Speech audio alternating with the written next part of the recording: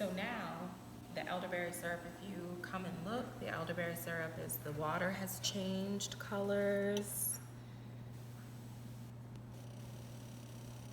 You got steam coming up off of it. It's not boiling, but it's on a low simmer. And that's what you want. You want to make sure that it doesn't boil because it won't necessarily scorch, but it will change the flavor of it. And it'll kind of, you can tell that you kind of burnt it a little, so that's not what you want. So as this is here, simmering and doing what it's doing, pulling out all the medicinal properties of the elderberries and pulling it into the water, we're going to go over here. We have probably about an inch thick maybe of ginger. So I like to just roughly chop it up a little bit with some smaller pieces. Okay, and we'll take that and you want to put that inside of your water so that that can then start to pull out what's inside the ginger, and put that into the water. Beautiful color.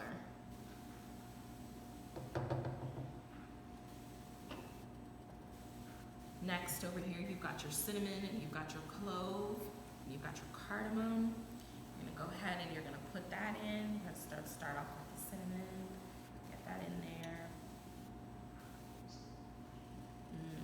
Starting to smell good.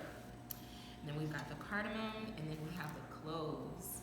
And we'll just go ahead and just pour that in.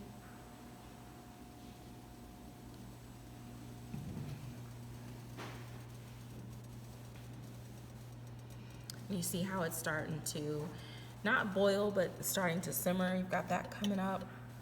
That's what you want.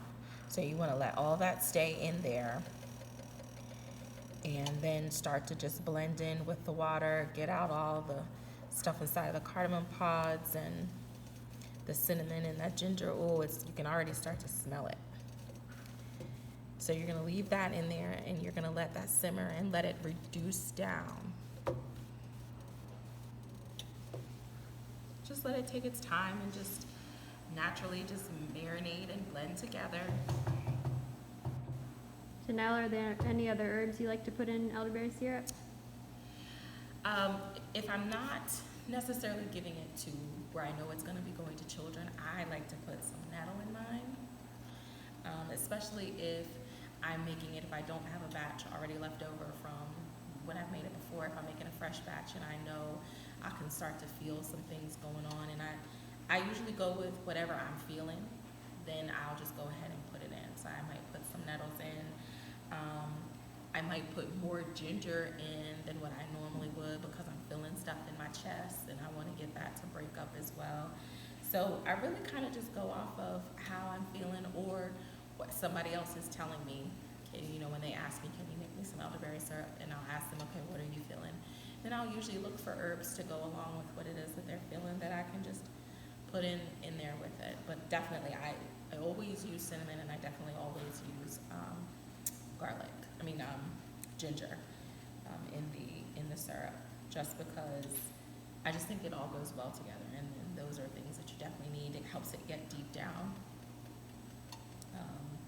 You guys should share with each other when you make elderberry syrup, what you all put in your elderberry syrup.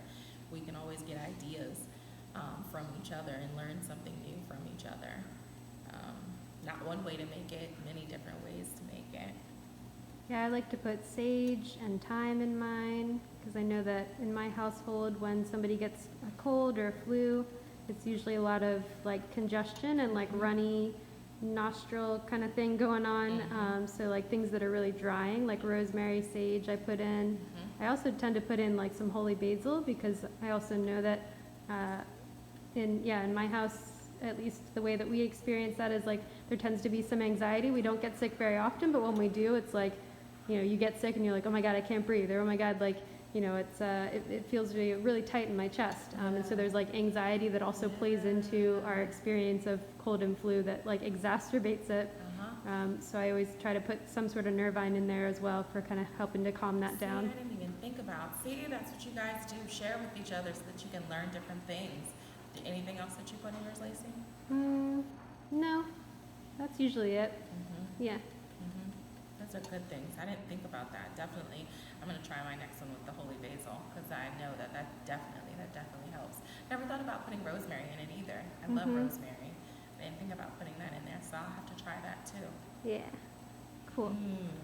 It smells so good. It does. It smells so good. We're using a special cardamom from Diaspora that I told you all about. So this one is the 2019 harvest, and they smell so good.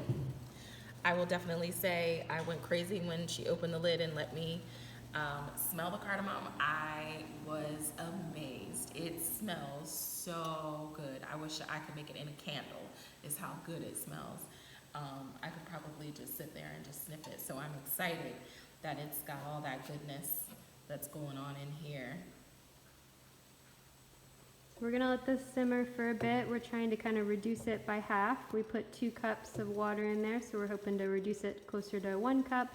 And you can kind of like look on the side and see, you know, the line there as it starts to go down to give yourself an idea, or you can, you know, you can always measure it out at some point, but we'll let it go for like half an hour or so. Mm-hmm. All right.